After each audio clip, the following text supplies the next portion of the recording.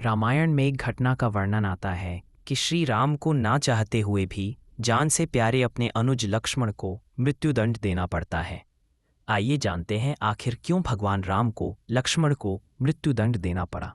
ये घटना उस वक्त की है जब श्री राम लंका विजय करके अयोध्या लौट आते हैं और अयोध्या के राजा बन जाते हैं। एक दिन यम देवता कोई महत्वपूर्ण चर्चा करने श्री राम के पास आते हैं।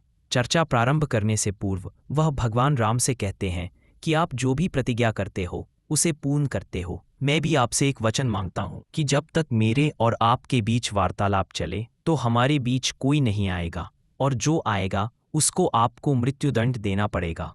भगवान राम यम को वचन दे देते हैं। राम लक्ष्मण को यह कहते हुए द्वारपाल नियुक्त कर देते हैं कि जब तक उनकी और यम की बात हो रही है वह किसी को भी अंदर ना आने दे, अन्यथा उसे उन्हें मृत्युदंड देना पड़ेगा।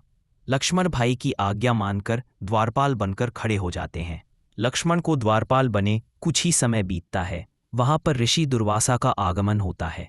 जब दुर्वासा ने लक्ष्मण से अपने आगमन के बारे में आया था मैं राम को जानकारी देने के लिए कहा तो लक्ष्मण ने विनम्रता के साथ मना कर दिया। इस पर दुर्वासा क्रोधित हो गए तथा उन्होंने संपूर्ण अयोध्या को श्राप देने की बात कही। लक्ष्मण समझ गए कि यह एक विकट स्थिति है जिसमें या तो उन्हें रामाज्ञा का उल्लंघन करना होगा या फिर संपूर्ण नगर को ऋषि के श्राप की अग्नि में झुकना होगा। लक्ष्मण ने शीघ्र ही यह निश्चय कर लिया कि उनको स्वयं का बलिदान देना होगा ताकि वह नगर घर वासियों को ऋषि के श्राप से बचा सके। उन्होंने भीतर जाकर ऋषि दुर्वासा के आगमन की सूचना दी। राम भगवान ने शीघ्रता से यम के साथ अपनी वार्तालाप समाप्त कर ऋषि दुर्वासा की आवभगत की, परंतु अब श्री राम दुविधा में पड़ गए क्योंकि उन्हें अपने वचन के अनुसार लक्ष्मण को मृत्युदंड देना था।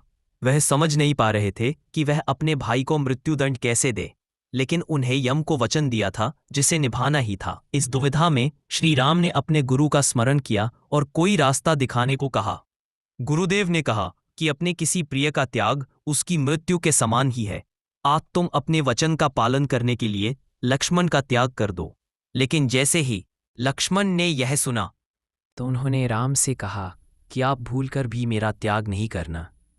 आपसे दूर रहने से तो यह अच्छा है कि मैं आपके वचन का पालन करते हुए मृत्यु को गले लगा लूं।